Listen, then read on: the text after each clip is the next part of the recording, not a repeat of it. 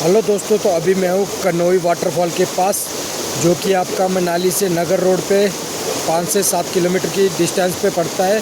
तो आप भी अगर यहाँ पे आ रहे चाहते हो तो आ सकते हैं, क्योंकि देख सकते हैं सुंदर सा व्यू और पानी की आवाज़ भी सुन सकते हैं। और यहाँ पे जो है मैगी स्टॉल भी लगे हुए हैं। वाटरफॉल के पास बैठ के आप आराम से मैगी का भी इंजॉय ले सकते हैं। और देख सकते हैं यहाँ पे काफ़ी लोग पहुँचे हुए हैं, इंजॉय ले रहे हैं।